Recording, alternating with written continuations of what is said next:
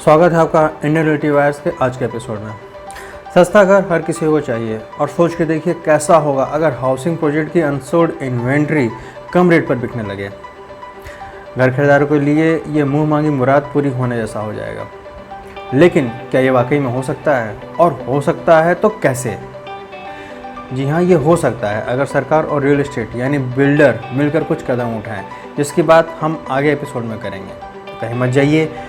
आगे बढ़ने से पहले चैनल जरूर सब्सक्राइब करें और बेल का आइकन प्रेस करके ऑल का ऑप्शन चूज़ करें। आते हैं आज के एपिसोड पर। रियल एस्टेट में प्राइस कट और प्राइस करेक्शन हमेशा से बहुत बड़े मुद्दे रहे हैं। प्राइस कम होने के इंतजार में घर खरीदार अपने इन्वेस्टमेंट होल्ड कर लेते हैं और प्रॉफिट में घर बेचने के चक्कर में बिल्डर कम दाम पर प्रॉपर्टी सेल नहीं करते हैं, और यही सिलसिला चलता रहता है। नतीजा ये होता है कि अनसोल्ड इन्वेंट्री पड़ी रहती है प्रोजेक्ट में और घर खरीदारों को घर नहीं मिलता।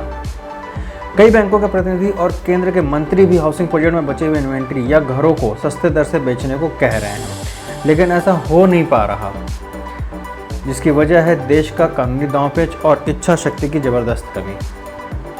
सबसे पहले ये समझिए कि किस वजह से अनसोल्ड इन्वेंट्री सस्ती नहीं बिक सकती, और फिर हम बताएंगे वो उपाय जिससे यूनिट सस्ती बिक सकती है।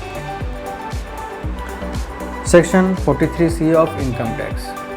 जी हाँ, इनकम टैक्स के सेक्शन 43 CA के प्रावधान के हिसाब से बिल्डर सर्कल रेट से ना तो ऊपर बेच सकते हैं और ना ही नीचे के रेट पर।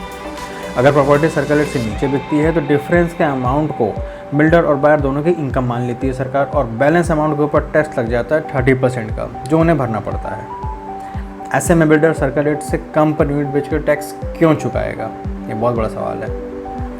अगर सर्कल रेट 5000 प्रति स्क्वायर फीट का है और तो 1200 स्क्वायर फीट का एक यूनिट 60 लाख का पड़ा। अब अगर बिल्डर इसे 50 लाख पर बेच देता है तो 10 लाख के डिफरेंस अमाउंट पर 3 लाख का टैक्स बन जाता है, जो कहीं से भी तर्क संगत नहीं है।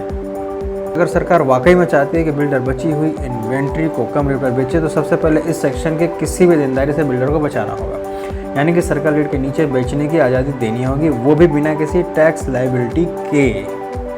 उदाहरण के तौर पर अगर बिल्डर वही फ्लैट 4000 या 4500 प्रति स्क्वायर फीट पर बेचे तो बायर को 6 से 12 लाख की बचत हो सकती है। वहीं सर्कल रेट से कम बेचने पर बिल्डर को कोई टैक्स नहीं चुकाना पड़ेगा। वैसे आपको ये भी बता दें कि सर्कल रेट से 10% नीचे बेचने पर कोई भी टैक्सेबिलिटी नहीं बनती सरकार की तरफ से। फिर भी ऐसे बिल्डर ना के बराबर है जो सर्कल रेट से कम पर अपने फ्लैट बेचें, यानी कि बिल्डर 10% रेट भी कम करने को तैयार नहीं है। जी हाँ, एनआरओ के एक हालिया रिपोर्ट के मुताबिक सभी बिल्डर फिलहाल सर्कल रेट से 30 से 35% ज़्यादा के रेट पर फ्लैट बेच रहे हैं, जो अच्छा खासा मार्जिन होता है, लेकिन अनसोल्ड इन्वेंट्री सस्ता या सर्कल रेट पर भी बेचना नहीं चाहते हैं। ये अपने आप में बहुत बड़ा यक्ष प्रश्न है कि आखिर ऐसा क्यों। इसके अलावा अगर नीचे लिखे बाकी के 2 उपाय भी किए जाएँ तो सस्ते घर बिक सकते हैं। इसमें है टैक्स की छूट। रेट टू शिफ्ट या रेट टू मूव से अच्छा क्या होगा घर खरीदारों के लिए, लेकिन यहाँ सरकार को ऐसे सभी इन्वेंट्री पर टैक्स में ज़्यादा से ज़्यादा छूट देनी चाहिए, जिससे स्टैम्प ड्यूटी से लेकर GST आती है। लेफ्ट ओवर स्कीम में ऐसे विकल्प लाए बिना सस्ते घर नहीं बिकेंगे। घर बन जाने के बाद केवल GST और स्टैम्प ड्यूटी ही जोड़ें तो 8 से 12% का टैक्स लगता है। रजिस्ट्रेशन चार्ज की कीमत 1% अलग से। ऐसे में सस्ते घर बिकने के लिए इसे कहीं ना कहीं फिक्स करना होगा। आखिरी उपाय है सस्ते लोन।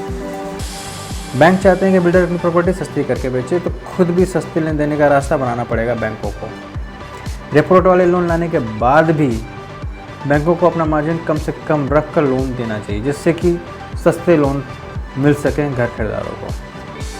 देखिए, प्रॉपर्टी सबसे सुरक्षित निवेश है और इसको हर किसी तक पहुँचाने के लिए सस्ता लोन भी देना ही होगा। केवल सस्ता बेचना कोई उपाय नहीं है। सिर्फ सस्ता बेचने के लिए बिल्डर पर जिम्मेदारी डालने से ज़्यादा जरूरी है कि उसके रास्ते में आने वाली रुकावटों को भी हटाया जाए। अगर देश की सरकार और रियल एस्टेट में बिल्डर मिलकर ऐसा मॉडल बनाते हैं तो बची हुई इन्वेंट्री के लिए बायर भी मिल जाएंगे, बिल्डर का कैश फ्लो भी सुधर जाएगा और मार्केट में अचानक से तेजी आ जाएगी। फिलहाल आज के लिए इतना ही, फिर मिलेंगे आपसे नए टॉपिक के साथ। तब तक जुड़े रहिए इंडियन रियल्टी वायर्स का चैनल सब्सक्राइब करके। धन्यवाद।